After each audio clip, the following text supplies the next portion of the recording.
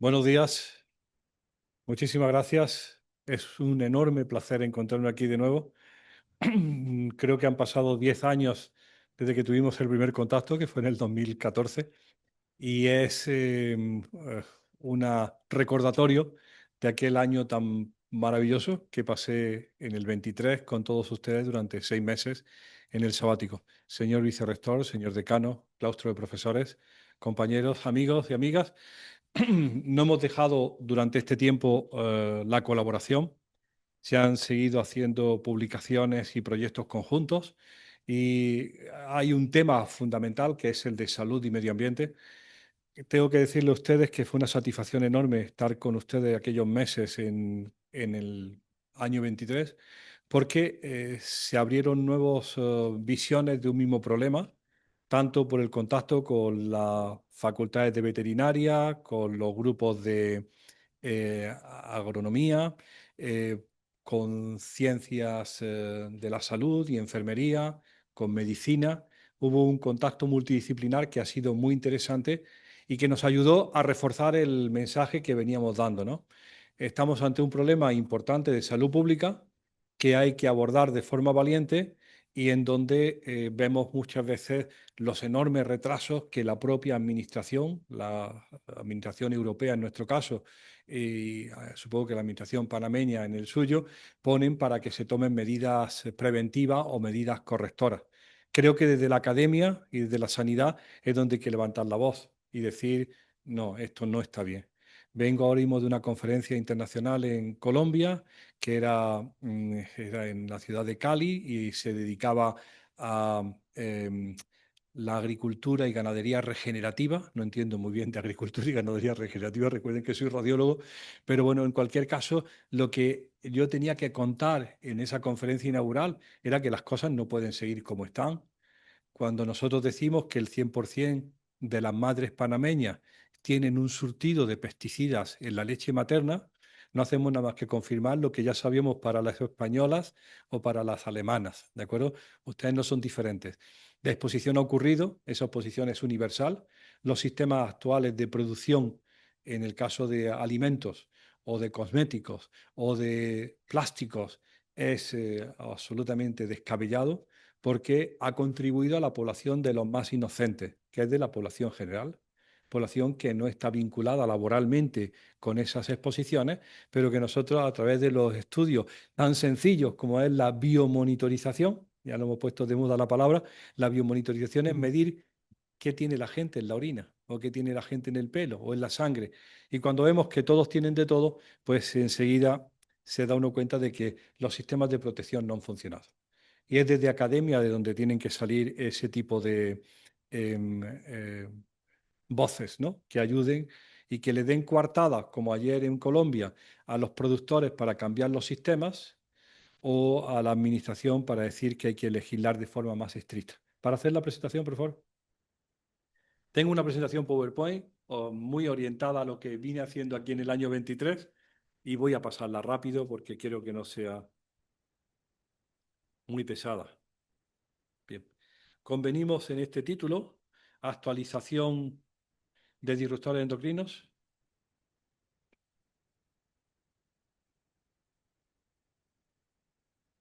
Ahí está.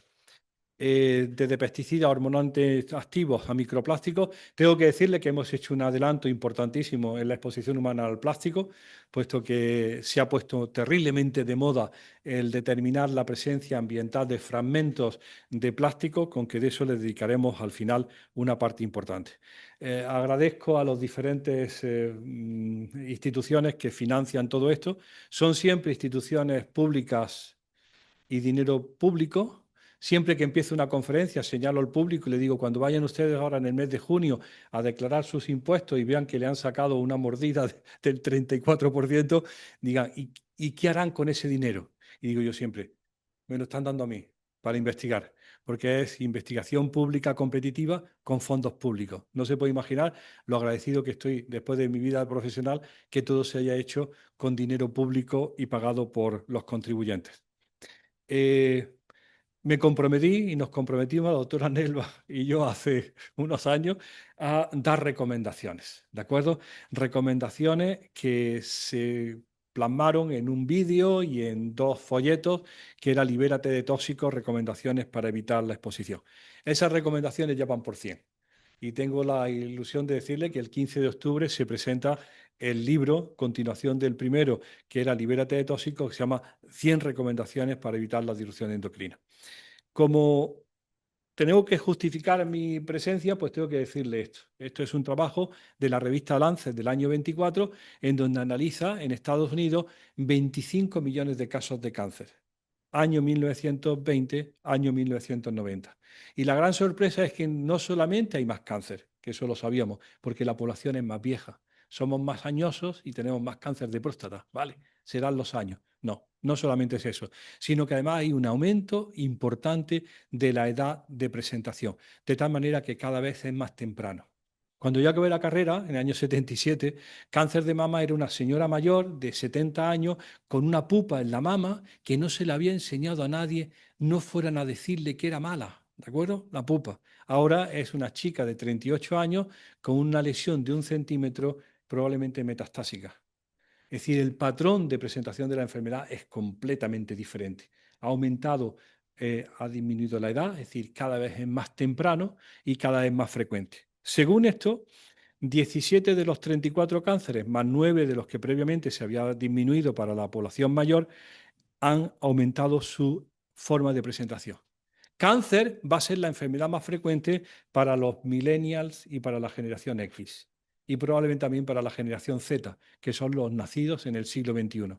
Al aumento por edad, el aumento de la frecuencia para gente más joven indica que esto no es genético, estos no son los genes, a pesar que le guste tanto a la administración y a la industria, ¿no? Esto van a ser los genes. No, esto es ambiental y fundamentalmente vinculado a exposiciones tempranas.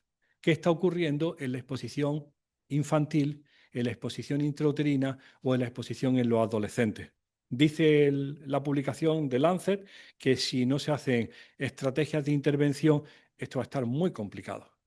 ¿De acuerdo? El mundo, el medio ambiente que le estamos dando a nuevas generaciones va a ser bastante fastidiado. Va a haber, en otras palabras, van a ser menos sanos que nosotros. Nosotros habíamos pensado que habíamos alcanzado una situación de privilegio y eso va a ser muy bien para la generación nuestra, para los baby boomers. Yo soy baby boomer, soy del año 50, fue cuando aquello parecía que todo iba a ser una maravilla y las familias tenían 7 hijos porque había para comer para todos, ¿no? Pues probablemente no va a ser así. Según las cifras en enfermedad metabólica, en enfermedad tumoral, las cosas están cambiando.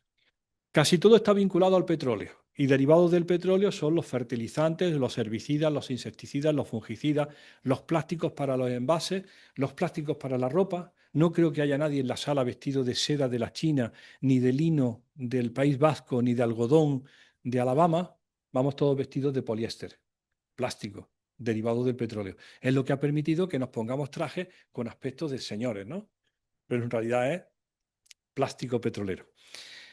La construcción, la ropa, la electrónica, la automoción, los detergentes, los jabones, los blanqueantes, los suavizantes, los perfumes, los productos de cuidado personal.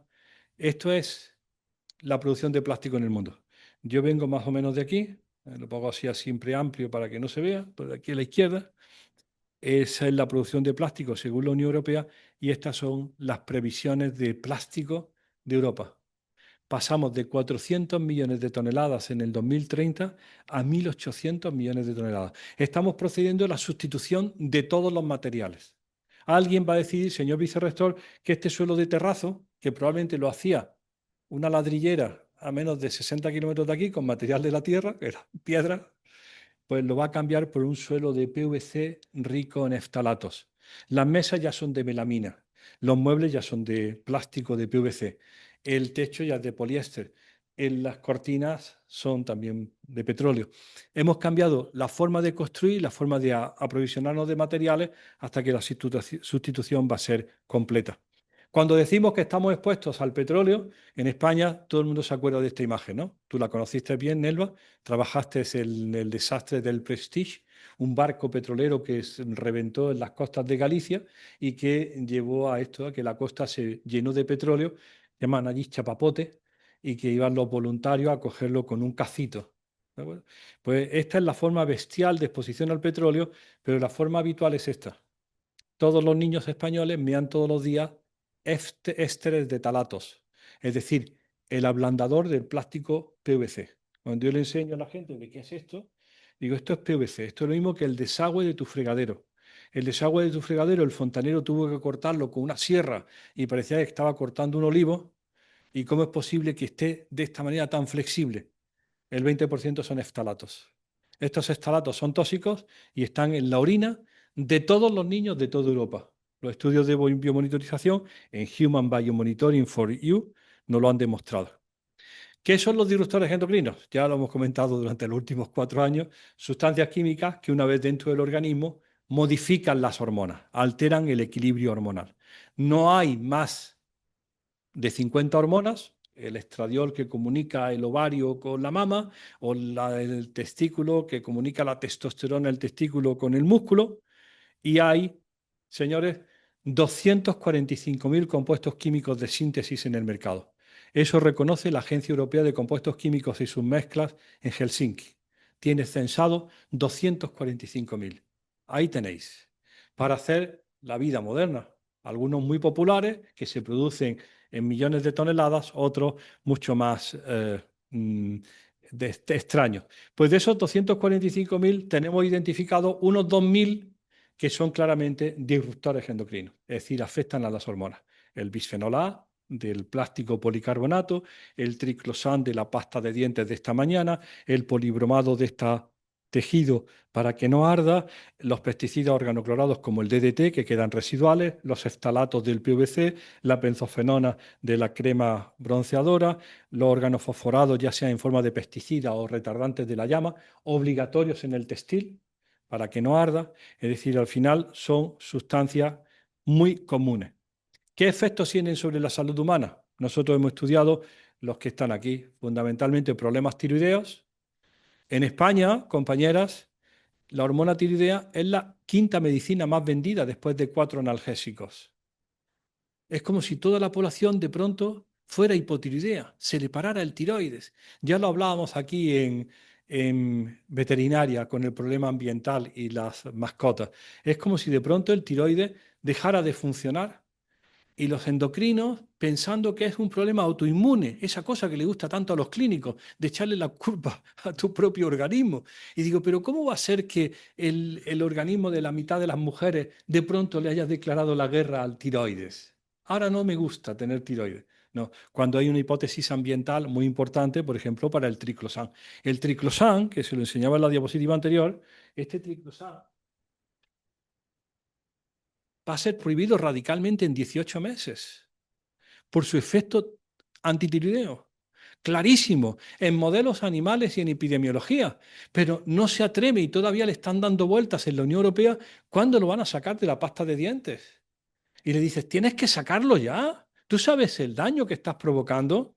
Bueno, es que dices que tampoco. Digo, pero ¿qué más motivos tiene? Bueno, hemos estudiado cáncer de mama y cáncer de próstata, la gran problema nacional en España que es la obesidad. Si no se hace algo para el año 2030, el 50% de los niños y adolescentes serán obesos o tendrán sobrepeso. Hay que cambiar la dieta, hay que cambiar la exposición, es decir, algo está cambiando la forma y el tipo de los españoles. El problema de la infertilidad. En Granada, en mi pueblo, ya hay más clínicas de infertilidad que farmacias. Hay en cada esquina una clínica de infertilidad. O por mala calidad del macho o por problemas de endometriosis o ovario poliquístico en la mujer, cada vez es más difícil tener un hijo. Y la respuesta de los ginecólogos es la innovación. Vamos a inventar un aparato, vamos a hacer algo. Y le digo, pero ¿no te dais cuenta que esta infertilidad está vinculada a cambios en los hábitos y en las exposiciones? Que hay una causa ambiental que tienes que advertir. Pero en la advertencia de causas ambientales no hay dinero, no hay negocio. Hay muy poco negocio. porque el mayor negocio es deja de hacer cosas, deja de vender, deja de innovar, y eso no gusta tanto. Bueno, en el niño, obesidad, pubertad precoz, lo vamos a mencionar esta mañana, la pubertad precoz y déficit de atención. Tenemos un problema enorme con el desarrollo neuroconductual de los niños, el psicólogos diciendo que es que diagnostican mejor, cuando dices, pero hombre, tú no puedes tener un 10% de la clase de niños nerviosos que están al final de la clase dando la lata, que no se concentran, que tienen todo el espectro autista. Cuando uno se le ocurre decir, como yo lo hago en algunos medios, que el espectro autista o el Asperger o todos los problemas de desarrollo neuroconductual bien pudieran tener una causa externa, no se pueden imaginar cómo se disgustan las madres y los padres. ¿Cómo dice usted eso, doctor? Esto es genético. Le pregunto a mis compañeros pediatras, ¿es genético? Me dicen, no, de ninguna manera. Digo, entonces, ¿cuál es la causa? Ah, no lo sabemos. Y le dices, pero ¿no te das cuenta que hay una hipótesis ambiental muy interesante sobre hormona tiroidea y desarrollo cerebral? Pero bueno, es muy difícil. Aquí acuñamos, con la doctora Nelva, hace 4 años, que lo que más nos interesaba eran las mujeres. Porque cuando ponemos las enfermedades por disrupción endocrina, gana la mujer por goleada. ¿De acuerdo? Y fundamentalmente nos interesan las mujeres del siglo XXI y por eso aquí acuñamos el título bruto para esta conferencia. En lugar de exposición a disruptores endocrinos y efectos, dijimos hijas del petróleo. ¿De acuerdo? Estamos ante una sociedad llena de hijas del petróleo y nos vamos a enterar cuáles son las consecuencias. Esto lo voy a pasar rápido. La vulnerabilidad biológica de la mujer lo discutimos ya en medicina, ¿de acuerdo? El profesor de farmacología. La vulnerabilidad por la fisiología particular, por los cambios drásticos, por la cuestión de género, el patriarcado. Es, por ejemplo, yo digo, es que hay una población laboral desfavorable para la exposición química. No sé si aquí ya se ha abandonado ese nombre, pero en España seguimos diciendo la mujer de la limpieza. Cuando uno se va aquí de aquí, el señor vicerrector, el último, a las 5:30, ya, y apaga la luz, queda la mujer de la limpieza. ¿De acuerdo? A lo mejor ya hay el hombre de la limpieza, pero siempre ha sido, ya sí hay. Y gracias a Dios hay hombres de la limpieza en los públicos, ¿no? Sobre todo en lo público. Pero en lo privado siempre la más expuesta en muchas de las formas de exposición es así. Las enfermedades de mujeres tienen unas características muy particulares, la falta de credibilidad en sus opiniones, la deficiente información, la decisión en manos de otros, la hipermedicación. Cuando uno compara las medicinas que toma un hombre o que toma una mujer y la hipermedicación gratuita que tiene la mujer, pues te indica que hay algún problema en la forma en que la medicina tradicional occidental, que es la que yo llamo la medicina del seguro, la medicina tradicional está tratando los temas de enfermedad en la mujer. Esto origina un largo peregrinaje por las consultas, de tal manera que los retrasos en el diagnóstico para las enfermedades hormonales se miden en años. La endometriosis tardan 6 años en diagnosticarse, la sensibilidad química 7, el hipotiroidismo 8. La mujer hipotiroidea ha estado en el ginecólogo por amenorrea, en el digestivo por estreñimiento, en el psiquiatra por depresión. Hasta ya por fin, después de 7 años, le dicen, ah, no te funciona el tiroides. ¿De acuerdo? Todo eso agrava claramente el pronóstico. Fundamentalmente, y lo que quería decir, un problema que tenemos en medicina es la invisibilidad de la mujer como objeto de estudio, ¿no? Alguien nos presentó hace 400 años, o 500 ya, ¿no? Que el mejor modelo de hombre era el hombre, cuando nosotros pensamos que el mejor modelo de hombre es la mujer, hombre como especie, porque son más complejas, tienen más problemas hormonales y tienen más susceptibilidad a cualquiera de las exposiciones. Fíjense la tragedia. Nosotros hicimos nuestro primer estudio segregando en macho y hembra, en hombre y mujer, en el año 2000.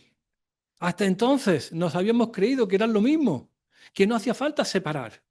Eran hombres, humanos, cuando empezamos a darle sexo a las tablas de análisis, empezamos a ver que la significación estadística y las asociaciones generalmente estaban en la mujer. El hombre aparecía ahí como agente confusor. Cuando hemos visto que es el hombre, pues, que es la mujer, pues ya sabemos que tenemos que tratar las cosas de otra manera y además descubrimos, pues esto que aprendimos muy bien aquí en Panamá, que lo maduramos aquí en el año 2023, que lo llamamos desde entonces una transferencia indeseable. Fíjense que el trabajo que hemos hecho en Panamá es el análisis de las placentas de las mujeres de la península de Azuero y el análisis de la leche materna de las mujeres de la península de Azuero. No nos fuimos a hacer un gran estudio oncológico en leucemia linfoblástica, ni en cualquiera de esas enfermedades que le gusta tanto a los clínicos. Fuimos a ver qué tenían las madres en la leche en Herrera y Los Santos. ¿De acuerdo? Y con eso seguimos publicando poquito a poco y describiendo como único pues lo que tienen en la placenta o lo que tienen en la leche materna. Y estamos fundamentados en qué es lo que está pasando en la exposición materno-infantil. Y les voy a contar una novedad muy rápido, pero para que vean hasta dónde puede el humano, iba a decir el hombre, el ser humano, meter la pata una vez y otra vez y otra vez y repetir. Son historias de 3 mujeres. Muy rápido. ¿Conocen ustedes a Tomoko? Tomoko es una víctima del mercurio. Esto es la famosa foto de Tomoko bañada por su madre en la isla de Minamata, donde había un complejo industrial japonés que en los años 50, compañeros, descubre el petróleo y descubre el plástico y le dicen, vamos a hacer plástico. Le dan a la máquina, producen, la empresa Chiso, Nippon Nitrogen Fertilizer, decide producir acetaldehído porque es lo que le demandan para hacer plástico. Acuérdense que el plástico al fin y al cabo viene todo del polietileno, ¿de acuerdo? Que es el eteno. Y del polietileno salen el polietileno tereftalato, el polipropileno, el poliestireno, el policarbonato, y uno necesita del petróleo, lo más básico que es el polietileno o el acetaldehído. En aquellos momentos, la síntesis de acetaldehído necesitaba mercurio. Contaminan de forma bestial la bahía, nacen los niños con deformidades, se empieza a hacer una causa que primero la industria niega, y esta es la frase que yo quería decirle. La madre, Ryoko, la madre de la niña, de Tomoko, aprende y entiende que gracias a la transmisión que ella le hizo de toda su carga de mercurio a la niña durante el embarazo, era la primogénita, la dejó libre a ella de toda la exposición y preservó los daños en los hijos que tuvo a continuación. Y le dice, hija mía, me limpiaste de toda la porquería. Natasha y su madre Lyudmila Ignatenko. Esto es otro caso, Chernóbil, todo el mundo se acuerda de Chernóbil y de la explosión de la central nuclear, todo el problema, el 26 de abril del 86, afecta fundamentalmente a trabajadores, a bomberos y a la población general. Natasha es una joven, recién embarazada, bueno, en aquel momento no era viuda, esposa de un bombero. Muere el bombero por efecto de la radiación. Natasha no le dice a nadie que está embarazada y acompaña a su marido a pesar del riesgo tan enorme. Y al final da a luz una hija que muere en 6 días. Y le dicen claramente a la hija, los médicos, ¿qué suerte has tenido? Tu hija se ha llevado toda la radioactividad. Estaba cargada enormemente de materiales radiactivos y probablemente te ha limpiado a través del embarazo. Y dice, bueno, ya está. Es el mercurio y es la radioactividad. Emi y su madre Laure Maribén. Es una florista en París, que nadie advierte de los riesgos de la flor cortada, queda embarazada y en 2015, a marzo del 2022, tiene una hija que muere de leucemia aguda linfoblástica.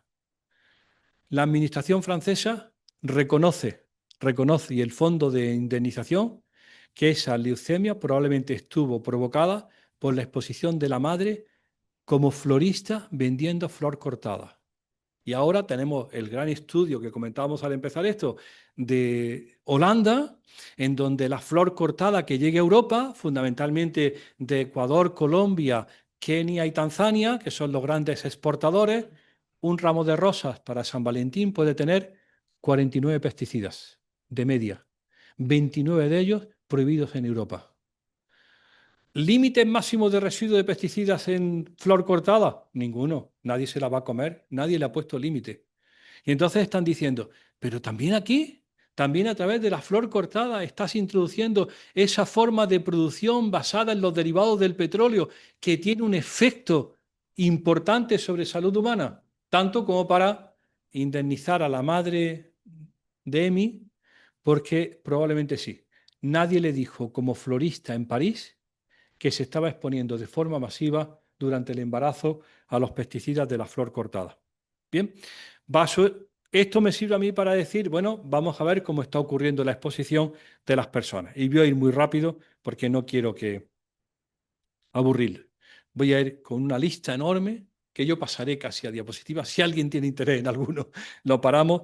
En la parte más importante, y como nosotros empezamos, fue la presencia de pesticidas en la producción agroalimentaria, en los alimentos. Las recomendaciones ya las sacamos aquí en Panamá en el 23, come productos frescos, de temporada, a granel, de cercanía, de producción ecológica, rechaza los ultraprocesados y sobre todo, señores productores, paga el precio justo por tu comida. No vayas escatimando, no pagues en Europa 50 céntimos por un litro de leche, porque si es así, si estás pagando medio euro por un litro de leche, están engañando a ti o al del supermercado o al ganadero o a la vaca. A alguien le han engañado para que eso pueda estar a 50 céntimos, ¿no? Porque no es el precio. Paga el precio justo de su comida. Tengo que decirle para los economistas un detalle. El precio de la cesta de la compra actualmente en España es del 13% de los ingresos familiares. En los años 60 era el 60%. Hemos conseguido reducir la comida al 13% para que el resto se lo lleve la hipoteca del Banco de Santander y la telefonía de Movistar. ¿De acuerdo? ¿De acuerdo? Y entonces vas escatimando en el supermercado al céntimo para poder hacer sostenible tu cesta. La dieta actual ya sabéis que está, o ya saben ustedes, que está claramente desorientada, que hay un exceso de consumo de proteína, un 288% en el caso de global, en el caso de Estados Unidos de un 638 y en el caso de Latinoamérica, pues ahí está indicado, ¿no? Hay una desviación importante del origen de la comida hacia proteína de origen animal en detrimento de vegetales, frutas, verduras, pescado y nueces. En el caso de España, lo acabamos de publicar, ese exceso es del 360%, proteína de origen animal, y hay un descenso, una caída al 50%, a la mitad, de frutas y de legumbres. Esta es la nueva forma de producción de carne en España. Nos hemos convertido en el gran exportador de carne de cerdo de Europa. Ya superamos a Dinamarca y Alemania. Se producen anualmente 31 millones de cerdos en España.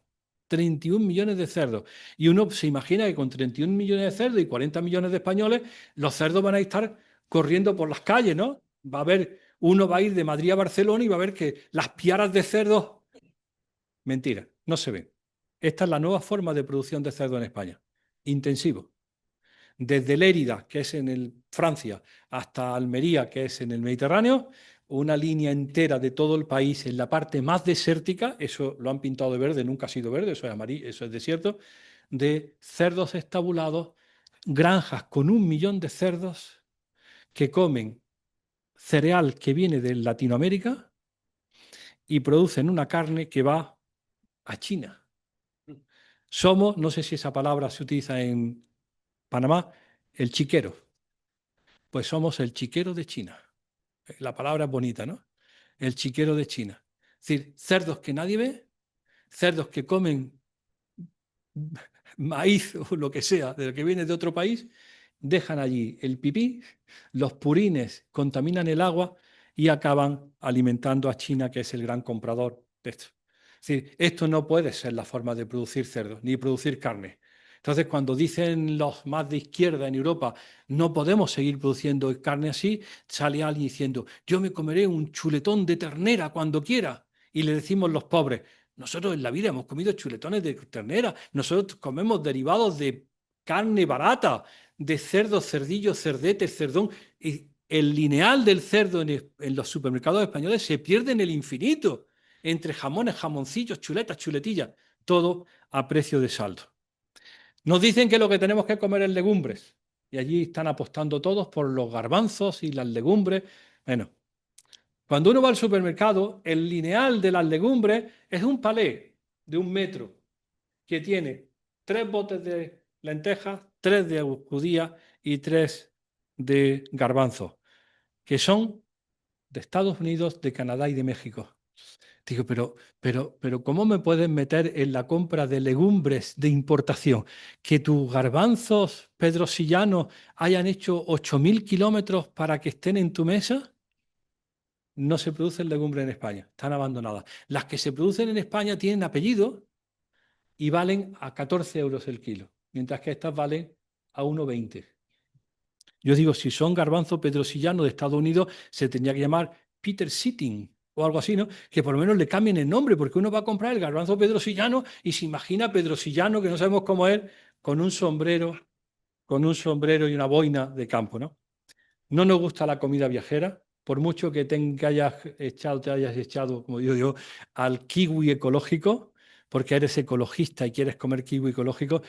Un kiwi ecológico no puede hacer 22.000 kilómetros para que a ti te alivie el estreñimiento, ¿de acuerdo? No queremos comida viajera porque el impacto y la huella de carbono es terrible. Y tenemos un enorme problema con el consumo de pescado. Ayer estuve en el mercado del marisco y del pescado, antes de ayer, el sábado por la mañana, y fotografié unos atunes, Nelva, tenías que haberlos visto, más grandes que esta mesa, allí brillantes, brillantes, amenazantes, ¿no? El atún se ha convertido desde el año 2019 en la mayor fuente de mercurio. Ahora, la próxima entrega, se lo anuncio a ustedes, de este grupo PAMAMI, va a ser mercurio y metales pesados en la alimentación infantil. Los peces gordos y viejos están altamente contaminados, derivados de la actividad industrial. ¿Qué querías? O del cambio en el caso de los fertilizantes. En la producción de alimentos tenemos un problema enorme con pesticidas en la dieta. Siempre enseño esta diapositiva de un periódico nacional del año 2005, porque han pasado 20 años y sigue lo mismo, sigue lo mismo. El 60% de lo que comen los españoles no tiene nada, el 36%, 37% tiene algún residuo y solamente el 1% tiene algún residuo por encima de la legalidad. ¿De acuerdo? Pero tío, hay 130 sustancias plaguicidas diferentes en la comida. Todo está aparentemente bajo control, pero hay fresas que tienen 22 pesticidas. 22 pesticidas, todos legales, porque el límite no ha superado el límite mágico que alguien estableció por la FAO en los años 60 del siglo pasado con criterios decimonónicos. Porque nunca, compañeros, han tenido en consideración el efecto combinado.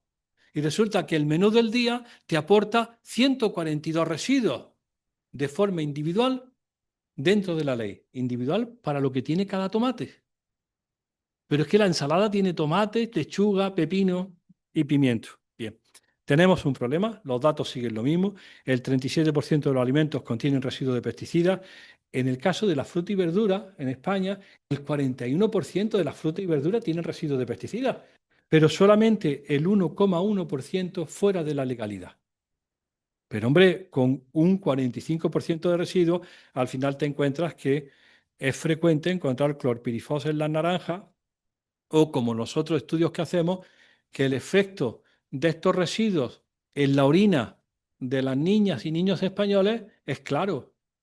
No es ninguno de ellos, es el cóctel de clorpirifos, mancozeb, ditiocarbamato, diacinó que adelanta la pubertad en las niñas. Y siguen los pediatras en las nubes. Vienen los pediatras con una niña de 8 años con vello púbico y botón mamario que le dicen los padres, esto no puede pasar tan pronto.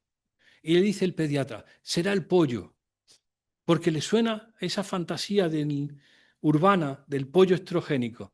¿Cómo que será el pollo? Si en la buena dieta que le estás dando un cóctel de pesticidas. Y en el caso de los niños, retraso puberal. Estos son estudios poblacionales hechos en España, en la cohorte Infancia y Medio Ambiente, muy parecida a la cuarta.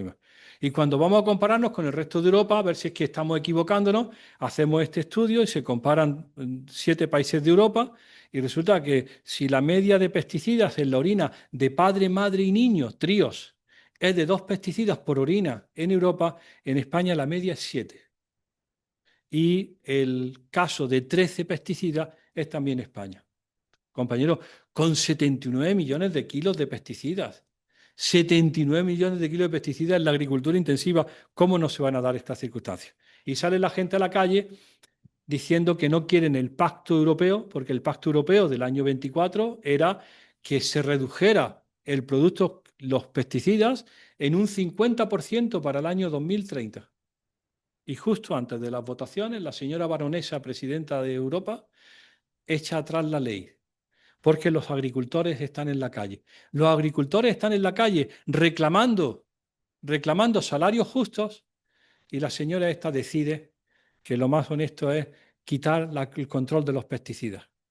Bueno, estos son la presencia de pesticidas en los ríos, en las aguas superficiales del ministerio, en algunos sitios claramente de producción intensiva. Me dicen, diría que es la gran huerta de Europa de invernadero. No hay pesticidas en aguas superficiales, pero digo, es que tampoco hay aguas superficiales.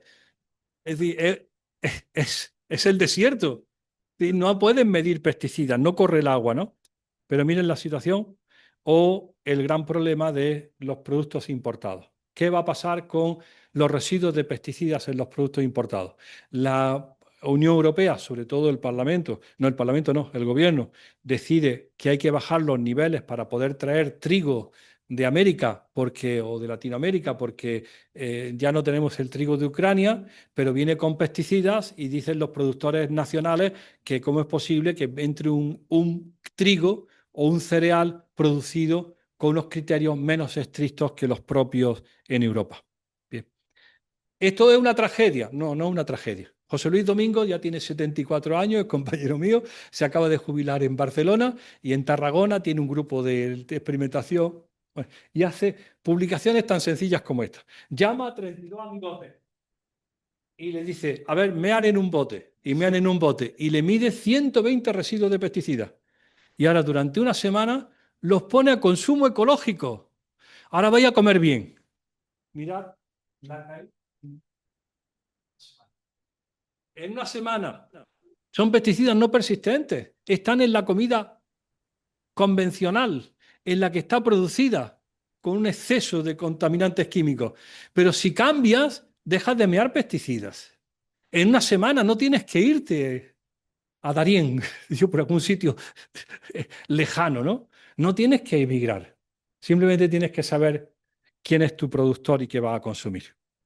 La siguiente parte, ayer estuve visitando la presa, el agua de beber, muy rápido. Si ve que en algún momento tenemos que cortar, esto puede seguir eternamente. En el agua de grifo es la que más recomendamos. Hay una nueva ley en España que está muy estricta y que mide la calidad del agua de grifo. Desafortunadamente, todavía no está aplicada. El agua de grifo es la más barata. No sé cuánto vale en Panamá, pero en España la más cara es la de Cataluña, Barcelona. La de media en España es 1,5 euros. 1.000 litros en tu casa, en un aparato que se llama grifo. Eso cobra el municipio 1,5 euros, 2 euros por 1.000 litros. Y hay un tipo en el bajo de tu casa que te vende una botella de agua de 1,5 litros a 2 euros, que está deseando que tú desconfíes del agua de grifo. No puede haber peor literatura en España que la que va en contra del agua de grifo. Es tal lo que han hecho estos tipos pagando artículos en contra del agua de grifo, que la gente en su casa pasa por el grifo y hace así, se retira un poco, como diciendo, ¿qué saldrá por allí? No podemos dejar de apostar por el agua de grifo. Y si es mala, le dices al ayuntamiento, te voy a pagar en lugar de 2 euros por 1.000 litros, te voy a pagar 4 euros al mes por 1.000 litros, pero quiero que sea de calidad. Yo tengo hasta una propuesta. Bueno, mejor es irreverente. Digo, es que podemos llamar hasta el arzobispo que la bendiga en origen y que salga agua bendita por 50 céntimos. Y es de absoluta confianza. Es decir, no vamos a renunciar nunca al agua de grifo, y estos son lo que ahora mismo están dando los análisis en Europa de la presencia de compuestos perfluorados. Ya hablaremos mucho de los perfluorados, puesto que son compuestos industriales persistentes que se presentan de forma masiva en las zonas industriales. Esto ya está controlado, la administración tiene que empezar a eliminar los perfluorados y hacer algo para que esto no esté en el agua de grifo. No queremos botellones de policarbonato, ¿de acuerdo? Esto es altamente tóxico. Lo llevamos diciendo desde el año 95. Se prohibieron los botellones de policarbonato en los biberones infantiles en el año 2011, porque no es de razón que un niño beba en una botella de policarbonato. Bueno, pues siguen las botellas de policarbonato llegando a tu casa. Y vamos a Bruselas y le decimos, ¿no se da usted cuenta que hay adultos que tienen niños dentro? ¿Cómo es eso? Digo, sí, se llaman mujeres embarazadas. ¡Ah! No habíamos caído en la cuenta. ¿Sabe por qué, señor rector, vicerrector? Porque fundamentalmente son los machos los que están legislando. Y los machos pues lo ven todo normal. Pero no se dan cuenta, no se pueden imaginar ustedes la enorme tensión que se está originando en el mundo europeo con la mujer embarazada. El miedo que tiene la mujer en el momento que se queda embarazada. Esta es la información que hay, lo que ha leído y lo que ha oído, que cuando se queda embarazada es un auténtico suplicio. La información, las dudas en los cosméticos, explorando con la aplicación del móvil a ver qué cosméticos son tóxicos y no son tóxicos, pidiendo información por derecha y izquierda a ver qué es lo que está pasando. Bueno, no nos gustan las botellas de PET, fundamentalmente, ya lo describimos aquí, por la presencia de antimonio, pero fundamentalmente por la presencia de microplásticos, esto es del PINAS, del Proceeding. Una botella de agua de litro y medio en plástico puede tener 300.000 microplásticos y nanoplásticos. Tío, que no me sigas vendiendo agua plastificada, que no quiero agua plastificada, que quiero agua de grifo filtrada, que me asegures que el agua del grifo es de calidad y no me vendas esto como una alternativa. No queremos monodosis. Esto ha dicho el gobierno español que el 1 de enero del 26 se acabaron las monodosis. No sé si han visto ustedes que en los hoteles en Europa ya han quitado el gel, el champú, el jabón en monodosis, en dosis individuales. Yo iba a los hoteles y acababa así. No sé para qué me llevo el gel, pero me llevo el gel a mi casa. Ahora no. Ahora están en la pared de la ducha atornillados los dispensadores de gel. Y es imposible arrancarlo. Mira que he intentado. Bueno, porque no es sostenible el cantidad de plástico que significa la monodosis, que nadie va a reciclar. Los plásticos de menos de 10 centímetros no se reciclan en ningún sitio porque se cuelan por la tolva, no se reciclan. Y ahora han decidido que van a retirar también la monodosis del aceite de oliva. Porque cuando en España te tomas una tostada, te ponen una monodosis en forma de aceituna de aceite de oliva. 10 gramos de plástico polietileno, gratis, para no se sabe qué, que va a contaminar seguro el medio ambiente, pues ya han decidido que lo van a quitar y están toda la restauración, como llaman allí a los de los hoteles, ¿vale? Poniendo la voz en grito diciendo qué van a hacer. Digo, pues poniendo como siempre una aceitera y una vinagrera de cristal que te ponen en el centro de la mesa y que tú te echas lo que te convenga. Esto es la gran orgía del plástico. Así eran, antes de venir yo a Panamá, así eran los mercados en España. Esto se llama el 2019 AC, que es antes de COVID, no antes de Cristo, sino antes de COVID, que era la orgía y la promiscuidad de las frutas y verduras, todas mezcladas, y llegó COVID y así esto es lo que nos dejó. 6 tomates insípidos en una barqueta de poliestireno envueltos en un film de polietileno que tú metes en una bolsa de polipropileno y arrastras en un carrito de policarbonato, ¿no? El que vende petróleo está haciendo el agosto. Nunca pudo imaginar que podía vender tanto plástico, porque alguien le dijo, no fue la administración, alguien le dijo que esta era la forma limpia de vender verduras. Y entonces no han metido. Cuando un español va a comprar al supermercado el sábado por la mañana, dice el ministerio que compra 16 kilos de comida. Cuando llega a la caja, lleva 2,5 kilos de embalaje, plástico. ¿De acuerdo? Lleva 16 kilos de comida, 2,5 kilos son plásticos. Hasta las lonchas de jamón en España las venden separadas por una lámina de plástico. Cada loncha de jamón. Y llegas a la caja y te dice la señorita, no, aquí no damos bolsas.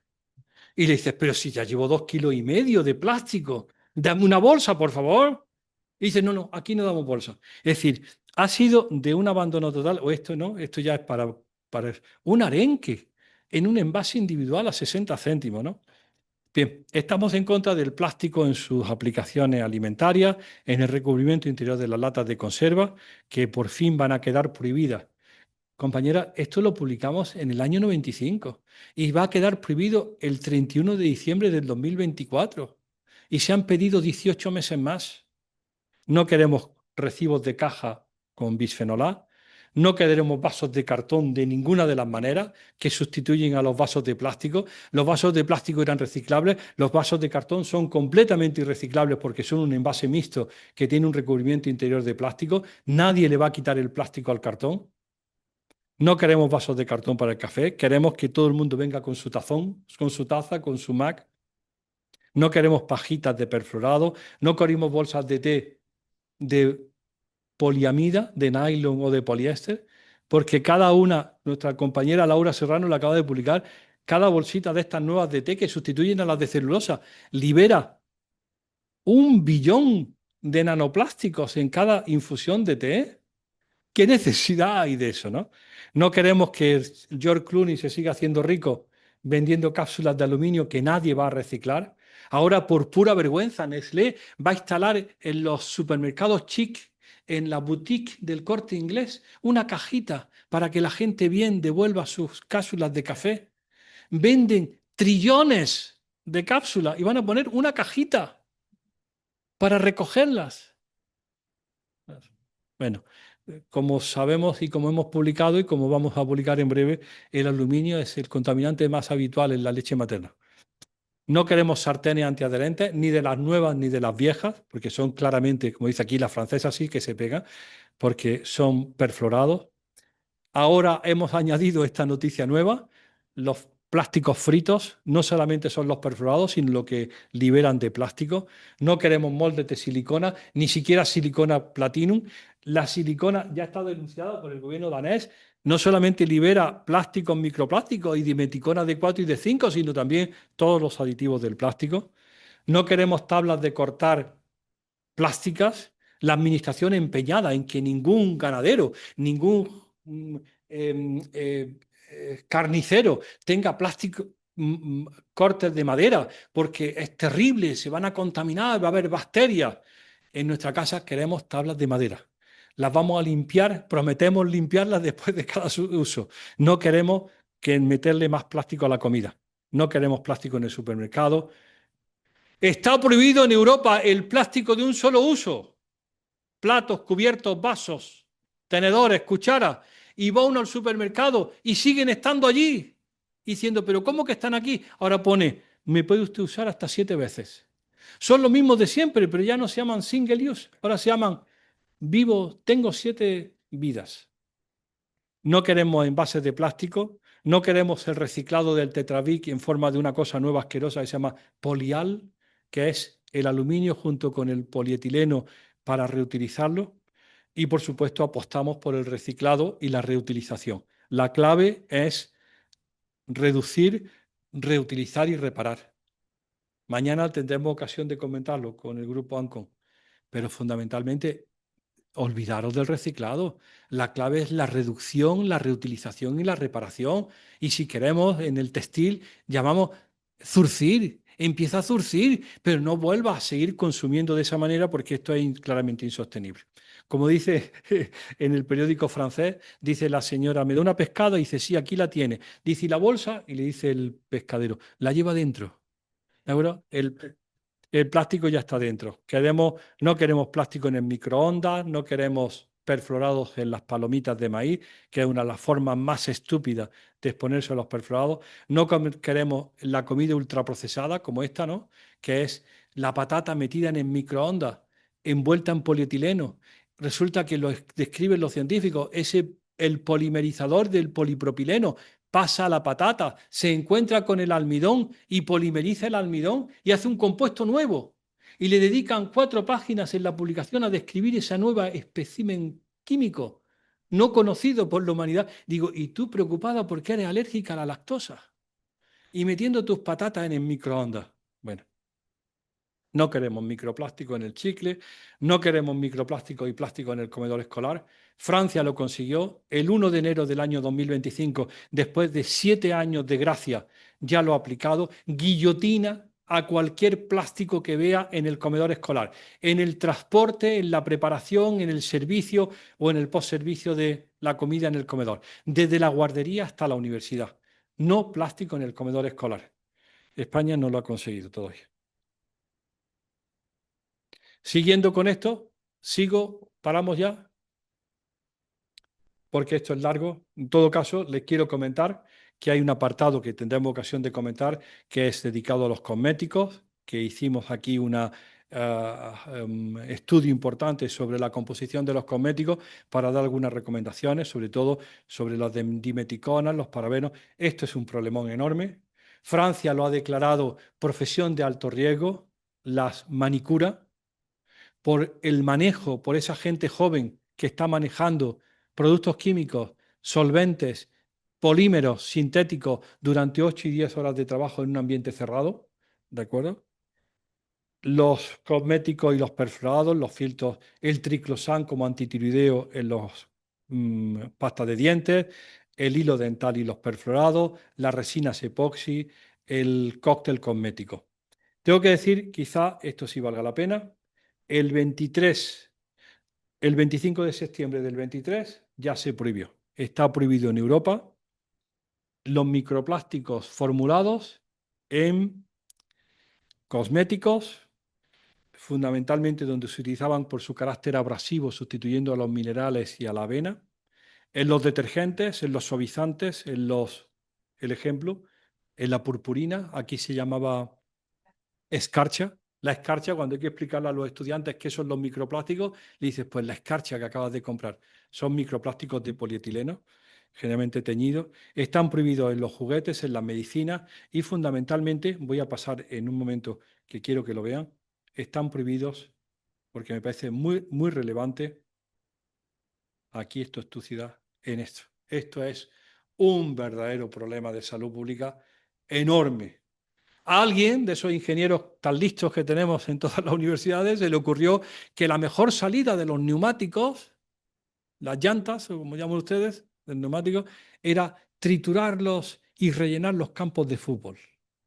Ahora se han dado cuenta de que más de 100.000 campos de deporte en España, en Europa, están rellenos de neumáticos triturados, que son un origen importantísimo de micro y nanoplásticos, porque se lisivian con el agua y evaporan hidrocarburos aromáticos policíclicos, plastificantes, agentes tóxicos, y no hay cosa peor que jugar un partido de fútbol a 40 grados encima de un campo de deporte que está hecho de neumáticos reciclados y tienen orden, primero, de no hacer ni uno más y tienen que desmontarlos.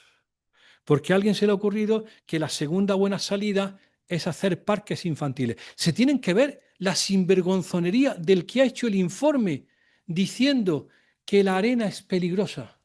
Porque los niños cuando caen del tobogán en la arena puede tener bacterias y además produce escoriaciones en las rodillas cuando lo mejor que tenía el parque infantil con arena era llevarte un arañazo a tu casa y las piernas sucias.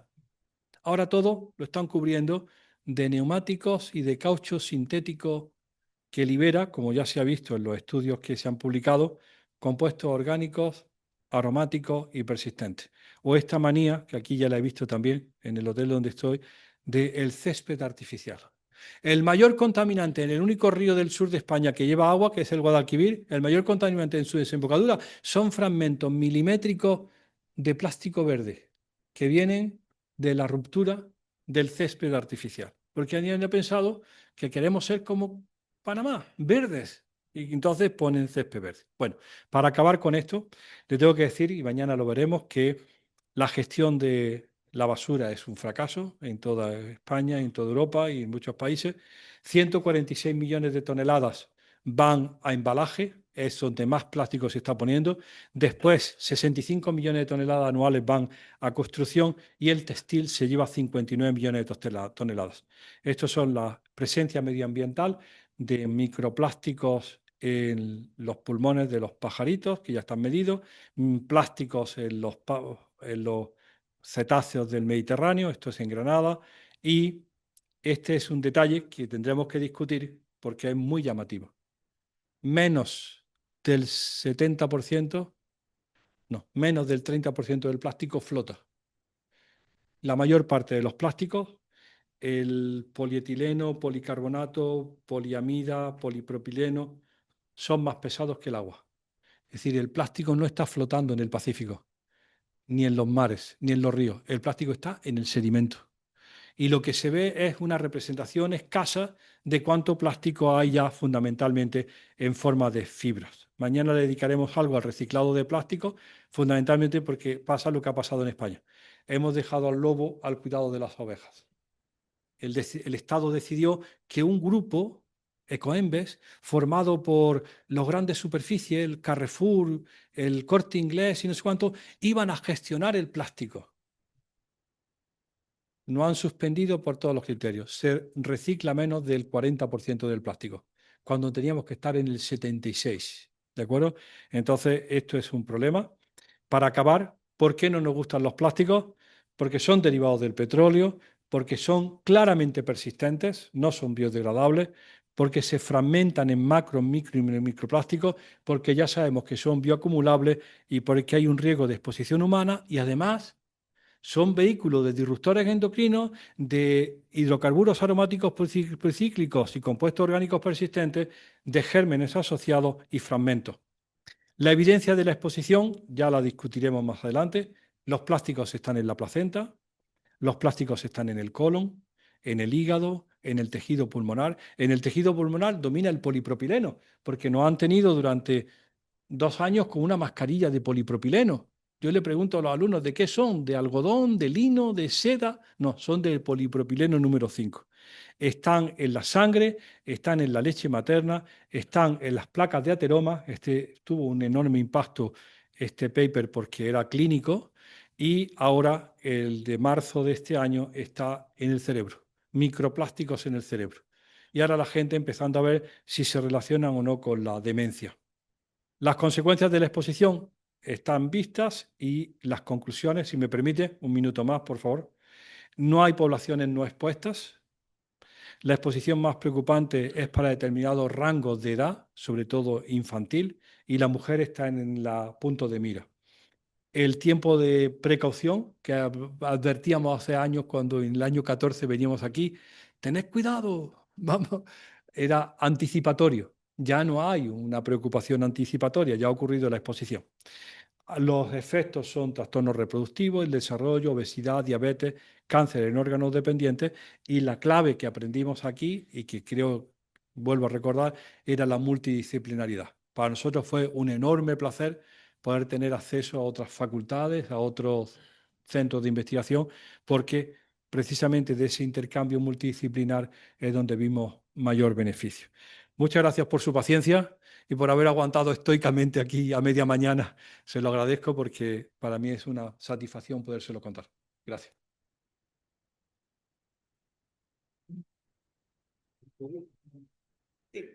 Vamos a dar un espacio para los que son las preguntas y respuestas. Primero vamos a iniciar con las que están aquí presenciales y pasamos luego a las que están virtual. La mayoría de esos efectos son reversibles. Si se corta la cadena. Muy probablemente, porque incluso para aquellas cosas como el tabaco, ¿no? Que siempre hemos visto, bueno, yo ya llevo 30 años de fumador, ¿ya qué voy a hacer? En todo hemos visto que la suspensión de la exposición tiene un efecto muy positivo en la disminución de la incidencia. Es decir, que en cualquier caso, cualquier medida en un momento determinado puede tener un buen beneficio. Y además, más en el caso de muchos de los compuestos que hemos hablado que no son persistentes, ¿no? En los no persistentes es la exposición diaria. No sé si la doctora Elba la va a llevar, pero sería muy bueno que usted fuera a la Facultad de Ciencias Agropecuarias. Ya estuve, tengo el gusto de haber estado, profesor, en una aula llena, sí, sentados en las aceras, sentados en los escalones, y fue una de las mejores experiencias, porque imagínese un radiólogo hablando en la Facultad de Ciencias Agropecuarias. Y aquí, hace poco vi un frasco de Paraguay. Sí, ¿Ah? un histórico. Y aquí, bueno, esto es un carnaval. Esto es, Sí. legal o no legal, lo siguen usando. Así es, hay todo un comercio en todo el mundo, ¿no? Dígame. Muy buenos días. Le felicito por la excelente exposición. Yo soy farmacéutico, ¿eh? Sí. Entonces me llama mucho la atención de los plásticos que usted habló en contacto con alimentos. Pero ¿se conoce algo sobre el contacto? Porque hay también medicamentos que están confeccionados con, sobre todo en forma sólida, que están en contacto con plástico, aluminio o aluminio. Entonces, ¿cómo impacta eso estos medicamentos que a priori son para un tratamiento si están ingiriendo, entonces, si existe eso, partículas de esta índole. Absolutamente interesantísimo el tema de los excipientes, ¿de acuerdo? De los preservantes, es decir, una de las fuentes más importantes de exposición a parabenos es el preservante parabeno metido en un antibiótico o una formulación farmacéutica. Ahí siempre uno tiene una especie de respiro, ¿no?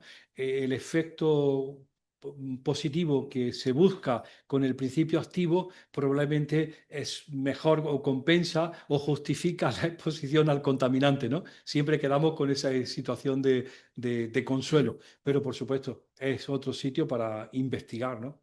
Pero ¿hay alguna información en la cual ya se enuncie el efecto que pueda tener estos sistemas, por ejemplo, de envases, porque son envases primarios o secundarios que traen los medicamentos, aparte de los excipientes que usted muy bien cita, ¿eh? Sí. Cómo ellos están impactando, o se conoce ya que están impactando a la población? ¿Tiene estudios de eso? Sí, mire, hay dos tipos de estudios. Uno, la exposición humana y la identificación de posibles vías. Uno hace una gran encuesta epidemiológica, como la de aquí, con 50 preguntas a la madre embarazada, y entonces al final se encienden lucecitas en, tiene niveles mayores de bisfenol A, pero es que estaba tomando de forma sistemática un complejo vitamínico. Y dice, y no sabe bien porque no ha analizado cuánto venía del envase o del plástico, pero ya se enciende la lucecita de la significación estadística en alguna fuente farmacológica de exposición. El efecto, ya después es difícil saber si el efecto está vinculado a esa forma de exposición por vía del fármaco o está vinculada también a la forma de exposición por envase alimentario, ¿no? O por un cosmético. Pero sí que hay información cuando uno analiza las tablas de factores determinantes de la exposición, muchas veces fármacos se enciende la lucecita de la significación estadística. Se lo puedo comentar porque es muy interesante. De hecho, en lo publicado hay varios apuntes de la leche materna en Panamá que son algunas de las fuentes farmacológicas. Y uno entiende que no es el principio activo, sino la forma en la preparación, ¿no?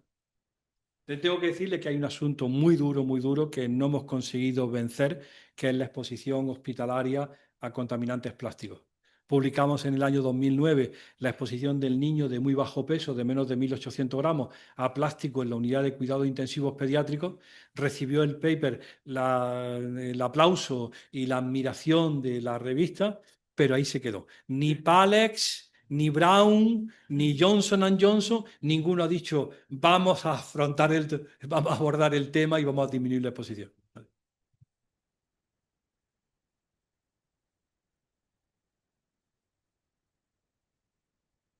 Muy buenos días, saludos a todos, doctor Nicolás. Realmente que uno queda absorto cuando escucha toda esta información, pero me crea un dilema. Sí. Me crea un dilema porque, como usted bien lo mencionó, es un problema multidisciplinar y tiene que ver quizá con un poco la cultura, porque si muchos de estos problemas son reversibles, la cultura tiene un impacto muy importante en lo que estamos haciendo. Y viene lo del mito de Sísifo, que empezamos a hacer algo, llegamos al punto más alto y después nos regresamos. Entonces, ¿cómo abordamos esta realidad? Yo creo que lo mejor que está haciendo usted es divulgar esta información, pero tenemos que trasladarla a los contextos reales. Como decía usted, quiero agua de grifo, no agua embotellada. A mí me da dolor de cabeza cuando llego a una reunión y le dan una botellita de agua a todo el mundo, no todos se la toman y quedan entonces las cosas por ahí sin usar y causando daño, ¿no? El caso del pescado, un pez en una bandeja plástica y tú le dan bolsa.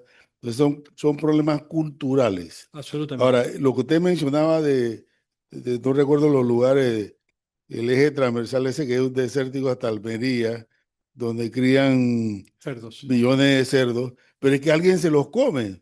Si no, no los criarían. Entonces, ¿cómo resolvemos estos dilemas? Pues sí, se lo agradezco enormemente porque claramente es un problema educacional, de formación y de cultura. Lo ha dicho usted muy bien. Pues probablemente habría que hacer para Esto está presentado de forma agobiante porque ustedes son capaces de recibir información y cosas peores, ¿no?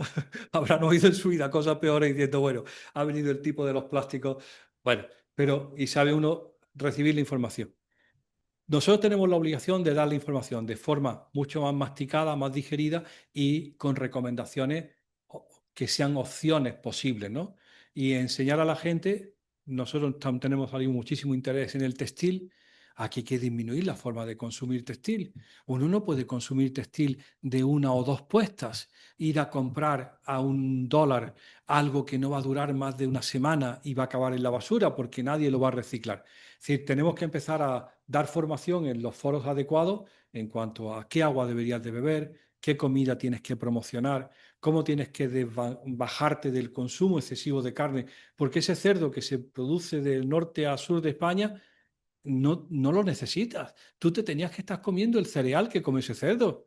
Es decir, tú no necesitas esa proteína, necesitas el cereal, lo que él está comiendo. Sería mucho más bueno para tu salud. Es decir, claramente es cultural y es también educacional. Y la estrategia, como usted dice muy bien, es elegir unos cuantos ejemplos e ir presentándolo a la sociedad para que los vaya incorporando. El primero de todo es, en el año 19, antes de COVID, ya se iba a hacer, iba a ser obligatorio, fuentes de agua en todas las ciudades europeas cada 250 metros. Una fuente de agua municipal. Y que cuando uno se sentara en un restaurante, como hacen aquí en Panamá, venga un señorito y te sirva agua de jarra en 2 vasos. ¿De acuerdo? Eso no se ha conseguido en Europa todavía. Siguen poniéndote una botella de 1,5 litros y le dices, pero tío, si estamos pagando el agua municipal a $2, 1.000 litros, dame agua de grifo, ¿no? Es decir, es educacional y cultural, ¿no?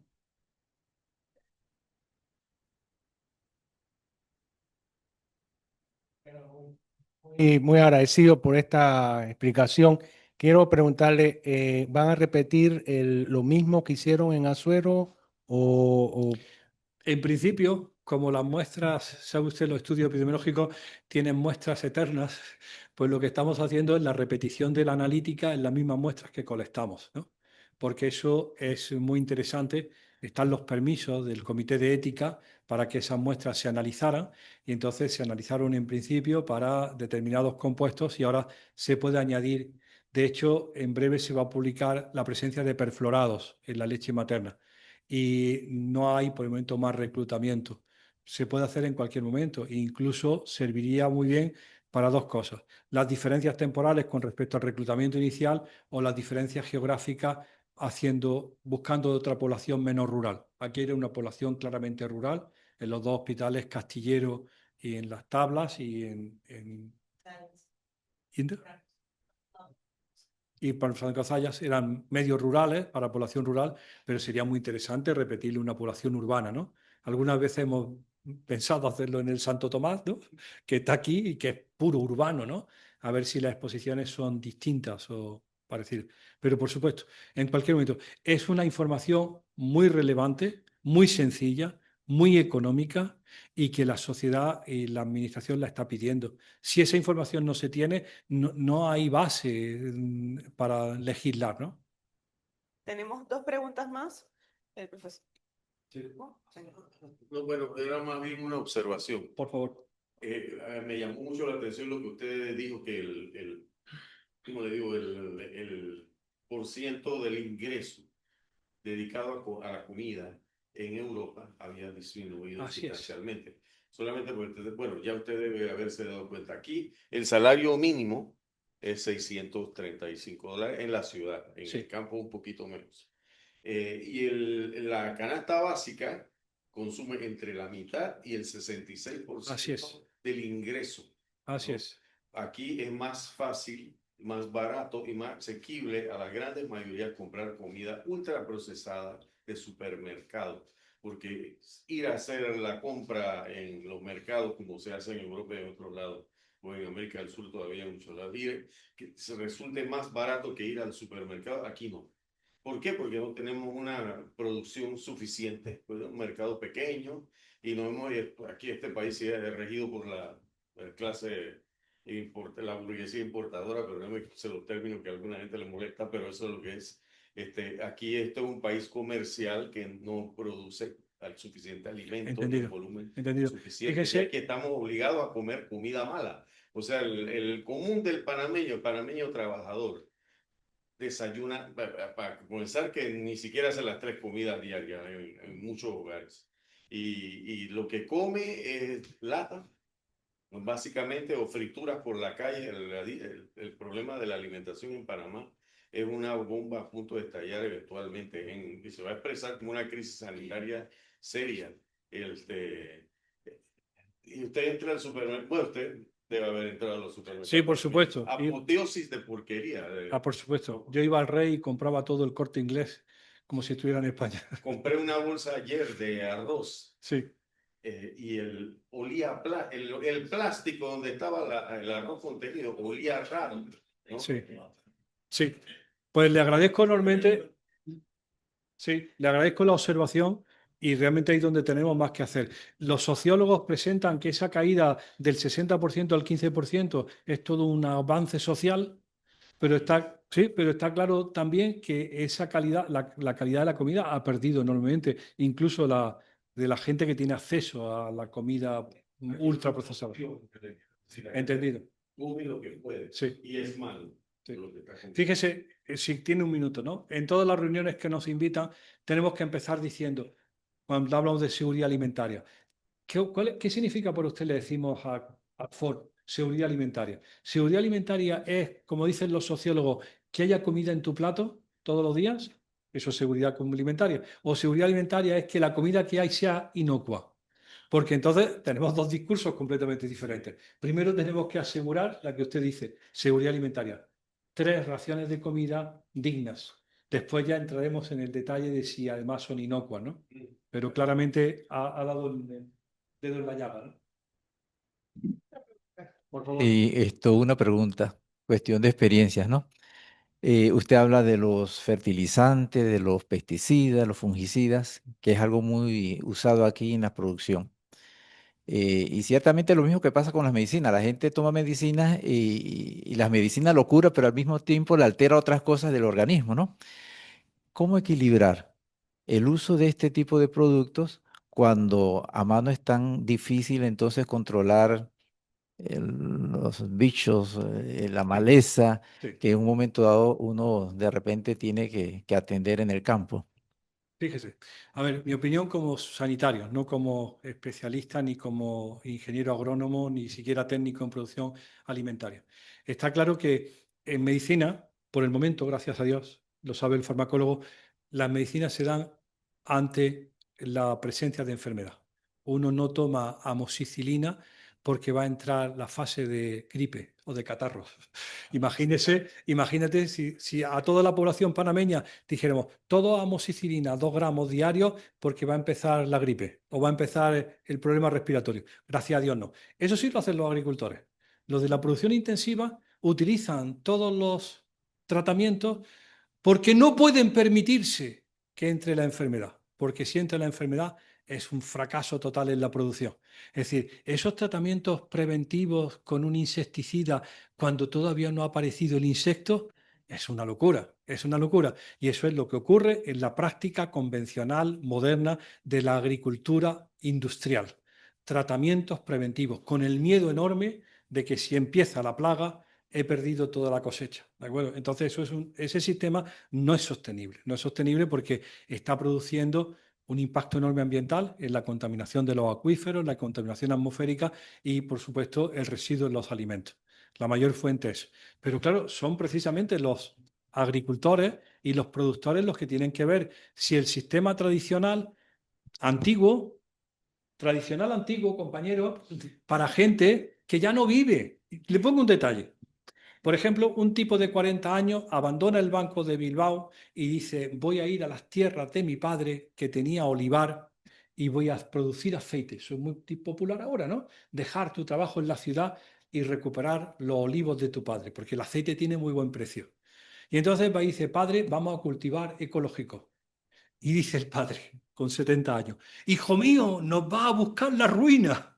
El mayor enemigo de la vuelta a la normalidad es el agricultor de 70 años, porque él no ha conocido la normalidad.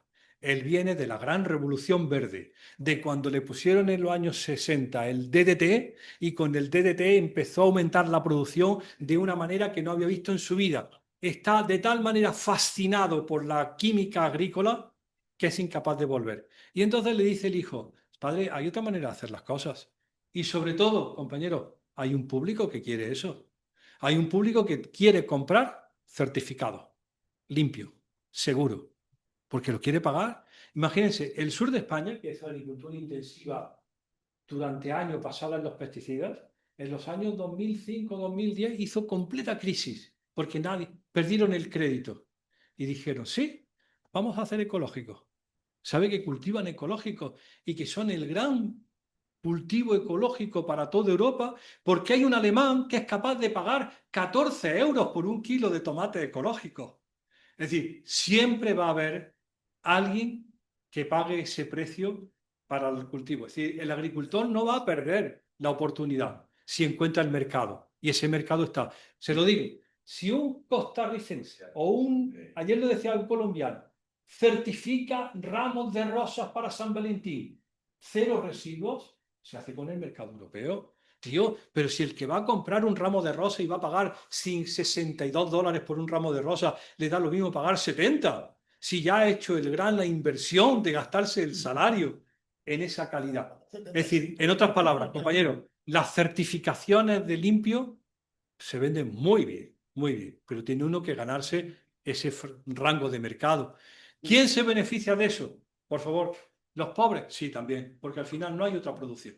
Eso lo hemos visto. Cuando de pronto una región se echa a la limpieza, son todos. Y empieza a llegar los certificados limpios. El nuevo Real Decreto de Comedores en España, de comedores infantiles, que salió hace menos de 3 meses, obliga a la incorporación de consumo ecológico en las escuelas. La primera vez han dado un paso. El consumo en las escuelas va a ser ecológico. Y es de guardería hasta instituto. Tienen que aumentar. Bueno, creo que hay una salida. Yo creo. No, yo solo quería agregar, doctor, al comentario que usted hizo un detalle. No es verdad que los productores atacan cualquier aparición de una infestación, por muy leve que sea, pero eso está acompañado también de que quien da el crédito, sobre todo aquí en Panamá, son las instituciones que venden productos. Entonces le dan crédito y el crédito se lo dan sobre la base de que usa el producto. Entonces el producto a veces se usa sin que aparezca el nivel de peligrosidad de los insectos, de los fungicidas. Pero es que si no le dan el crédito. O sea, tienes que ponerle todos estos agrotóxicos que están aquí. El crédito va completo.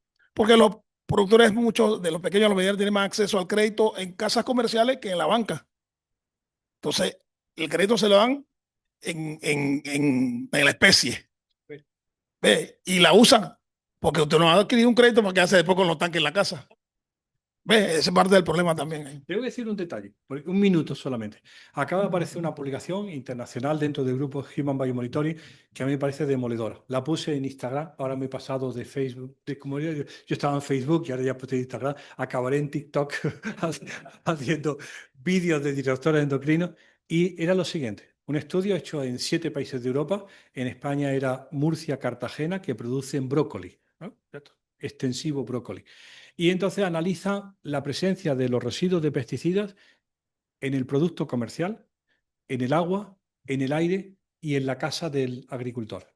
Gana por goleada las concentraciones en la casa del agricultor. Lo publico, es decir, traduzco el texto del inglés al castellano para que la gente lo oiga y me han insultado en todos los idiomas de España, ¿no? del español, en catalán, en gallego, en euskera y en español. ¿Usted qué sabrá de cómo está mi casa? ¿Cómo estará de sucia la suya? La ofensa que le he hecho a los agricultores por decir que toda la porquería que tienes en el brócoli está en tu casa, debajo de la cama, porque tú te la traes pegada al cuerpo, porque no es un asunto exclusivamente del residuo que haya en el brócoli, que está dentro de la legalidad. Es lo que tú estás contaminando tu hogar.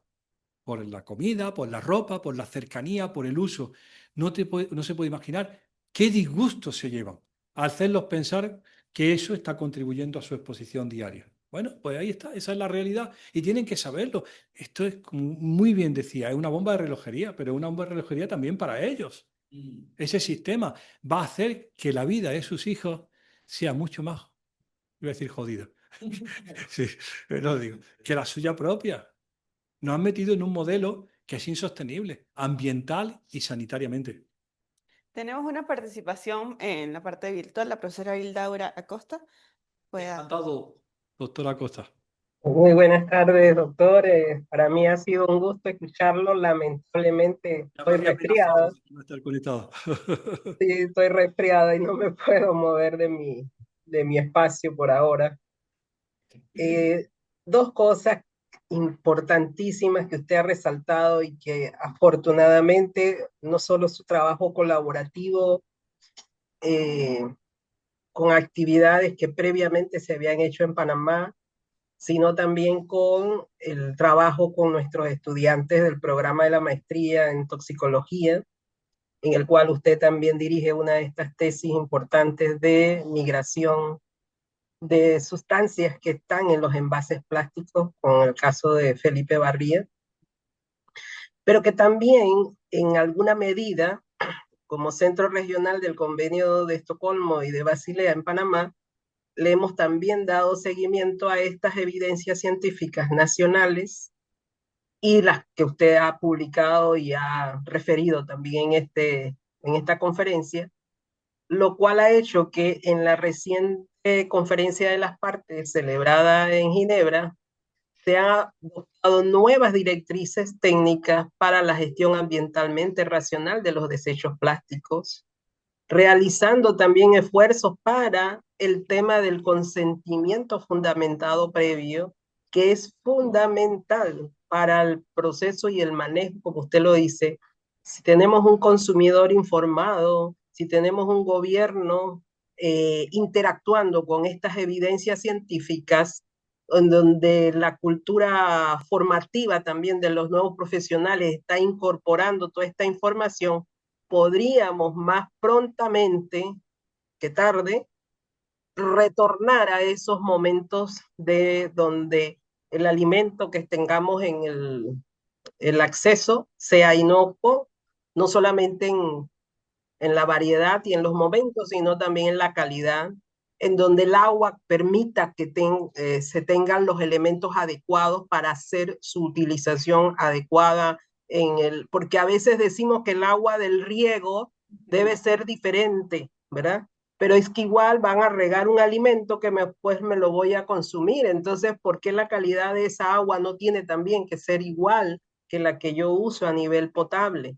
Así es. En fin, o sea, hay tantos elementos aquí. Y el otro aspecto que estoy segura que el tiempo no le permitió incorporarlo completamente, pero está en el concepto de que hoy por hoy el consumir alimentos, medicamentos, sustancias que están incorporadas como aditivos y demás, generan también un proceso en donde justamente el metabolismo humano biotransformador o no de esos compuestos que ingerimos, sustancias que se ingieren o que se adquieren por el ambiente, la respiración inclusive, también vuelven a ser una contaminación emergente en nuestras aguas, en nuestro ambiente acuático, que hace entonces que tengamos ese círculo vicioso, ¿no? Así Los es. antibióticos, los hormonales, en fin, una cantidad de sustancias químicas que se usan en tratamiento, que son importantes, pero que hoy por hoy, si no hacemos un adecuado manejo y tratamiento de las aguas, estamos afectados.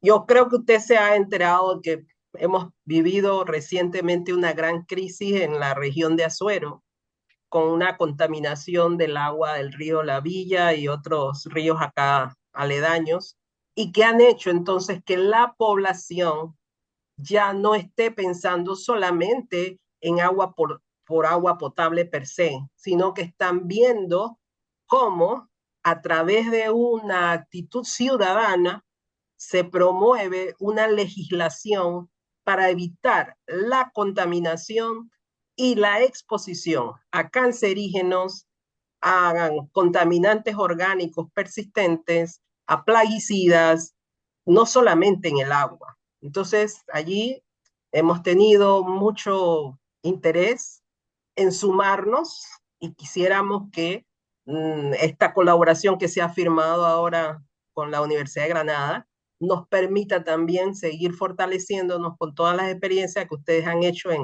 el área de Azuero, junto con el equipo del doctor Jano Gutiérrez, que es un pediatra neonatólogo motivado, que ya se ha hecho un cabildo abierto, doctor Olea, que usted seguramente estando con la experiencia que ha tenido acá con nosotros, seguramente usted puede aportar muchísimos datos para justamente convencer al sector político de que lo que estamos diciendo no es un tema técnico, académico, docente, sino que es una realidad de país y que tenemos que fijarnos en ese elemento que estuvo pasando y que se ha documentado en Azuero para que veamos las otras cuencas del país, las otras regiones del país donde ha habido muchas malformaciones, donde hay muchas patologías, mucho cáncer, y eso yo creo que es el momento crucial de nuestro país de hacer esos cambios legislativos, organizacionales, ministerios sumándose para evitar esta contaminación. Y creo que su llegada es muy oportuna y espero poder saludarlo antes de que se retire, doctor. Gracias, doctora Islaura. Totalmente de acuerdo con lo que ha dicho y le agradezco enormemente sus acciones a nivel legislativo y sobre todo la presión para que el convenio de Estocolmo, donde ahora están ya los perfluorados incorporados también, sea Sí. una realidad. Es una realidad, eso es, si empieza por ahí es el mejor momento. Entiendo, como se ha discutido aquí, como usted dice, que la clave es la información y la conciencia de la ciudadanía para que exija. Nosotros hemos encontrado en el nivel municipal, no sé cómo será en Panamá, uno de los mayores soportes. Parecería como en donde la población puede hacer más con su municipio, influir más sobre sus concejales y sobre su alcalde, que muchas veces con la población o con la autoridad regional o nacional. Y creo que en ese nivel municipal las mujeres tienen mucho que decir, ¿no? Porque las madres llevando a los niños a la escuela, a la guardería, exigiendo centros de salud y exigiendo una asistencia sanitaria, tienen mucho para influir sobre las decisiones de la población. Gracias, doctora Islaura, por sus palabras y, como siempre, a su entera disposición para hacerlo, para que invente lo que quiera. Con gusto. Gracias. Vamos a leer algunos comentarios y unas preguntas para ya culminar. Nos dice, en Panamá el agua de grifo no es confiable en Azuero. Aquí en Panamá se ha promovido el uso de llantas viejas en huertos con el daño que eso hace y la gente no se entera. El uso de lubricantes con siliconas y los preservativos es una fuente entonces de contaminación. ¿Qué pasa con la absorción de mucosas? Eso sí fue una pregunta, no sé si Sí, quería responderla muy o no. interesante, sí. Pues mire, todo lo que estamos hablando es formas distintas de exposición a diferentes niveles y con legislaciones o decisiones. En unas ocasiones son decisiones personales donde uno puede elegir, otras veces tienen que ser decisiones políticas y que sea la administración la que haga algo para preservarnos. En el caso de la calidad del agua, pues que se lo tomen en serio. Yo siempre digo en España cuando voy, si el agua de tu pueblo no tiene calidad, le dice al alcalde que suspenda las procesiones, que deje de sacar santos a la calle y se lo gaste en corridas de toros, que allí se gastan el dinero en corridas de toros, y dice, este año no vamos a hacer fiesta y vamos a poner un agua potable de calidad en los grifos. Es mucho menos popular, pero seguramente sea mucho más de agradecer. Es decir, es una acción política de política municipal. En el caso donde hay elecciones, por supuesto, yo le digo a la compañera, no nos gustan las siliconas, ¿de acuerdo? Van a estar condenadas antes o después y van a caer cuando ya los grandes productores lo vean. Es decir, saca las siliconas sólidas de tu cocina, olvídate de los moldes, ya sean platino o no platino, y busca moldes de metal o de cristal que aún siguen estando en el mercado y han servido durante toda la vida de Dios. Y en cuanto a las siliconas en los cosméticos, que sepa que ya están prohibidas en Europa. Las dimeticonas de 4 y de 5 son altamente tóxicas ambientales porque afectan como contaminantes al agua y están prohibidas. Es decir, que hay siempre una alternativa en el mercado. Ok, seguimos acá. Dice, aquí en Panamá la gente con la afición de hacer jardines de grama sintética es horrible. Incluso en las instituciones usan grama sintética. Excelente la presentación, muy clara y didáctica. Gracias por bella exposición. Bendiciones. Eso es decir, en Panamá, que nacen las hierbas, hasta en los propios árboles le salen plantas. A mí eso es una cosa que me llama mucho la atención, como en la mitad de un tronco sale otra planta. Digo, si agarra todo, ¿quién va a querer utilizar grama sintética?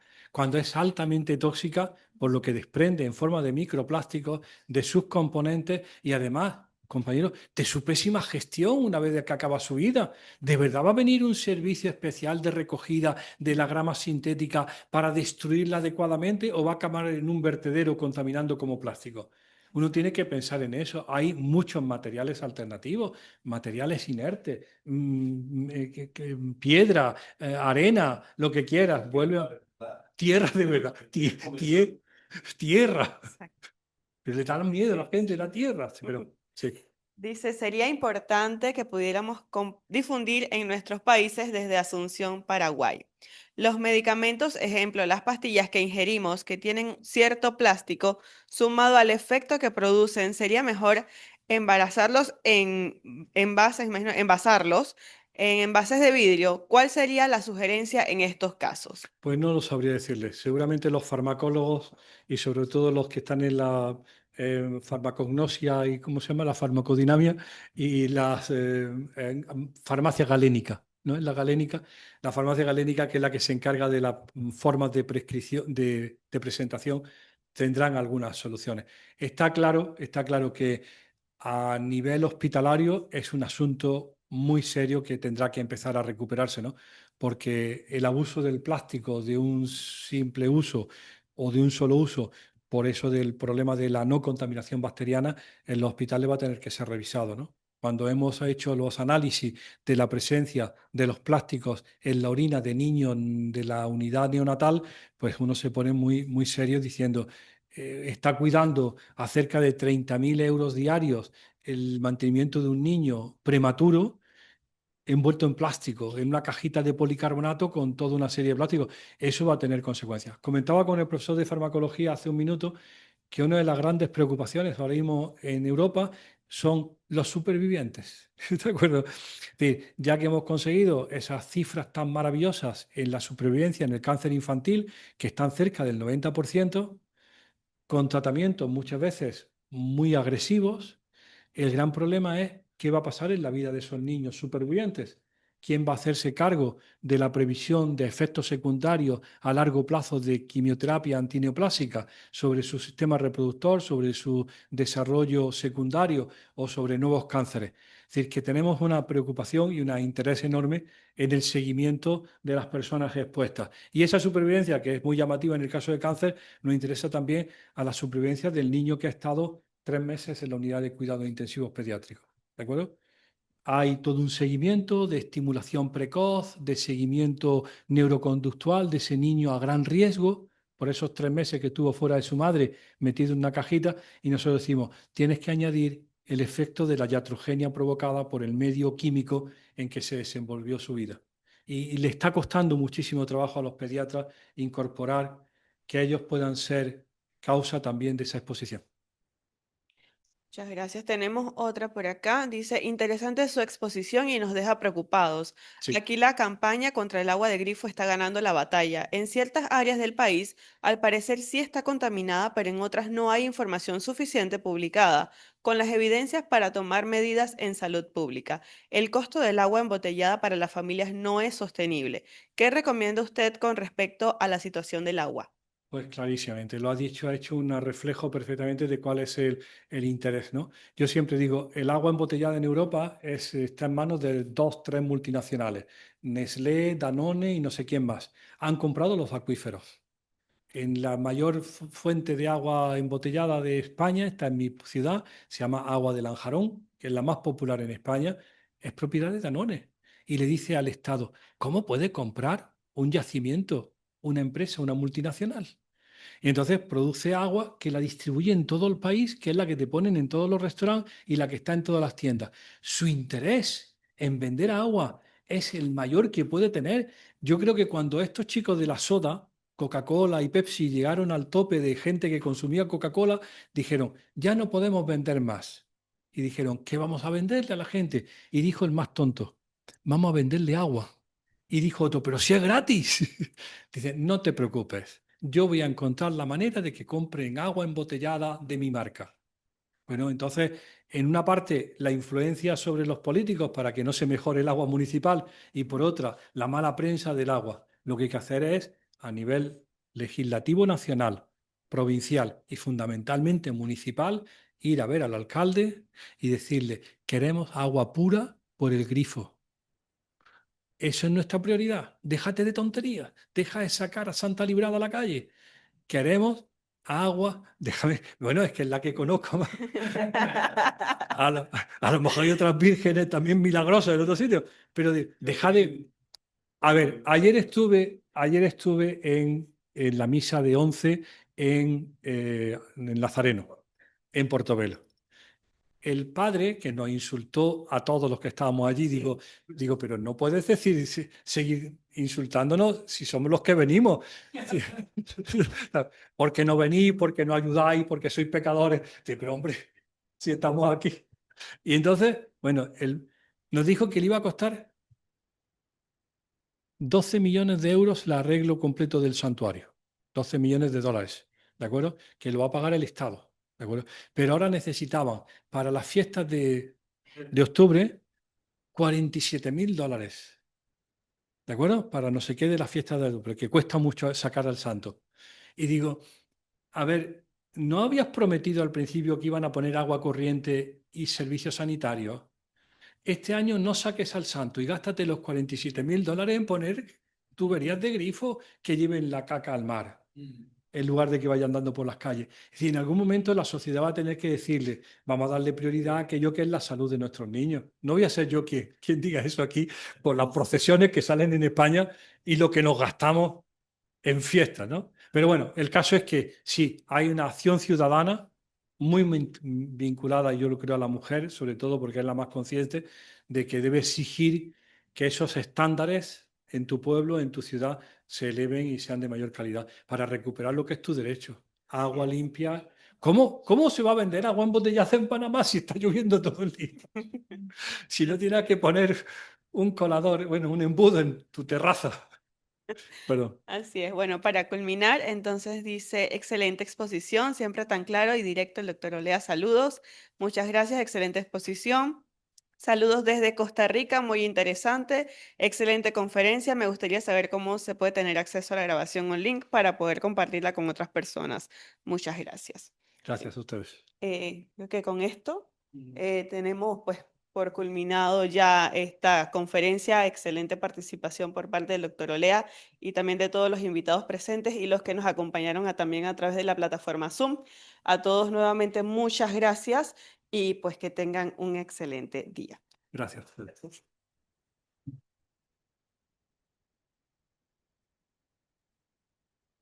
Gracias.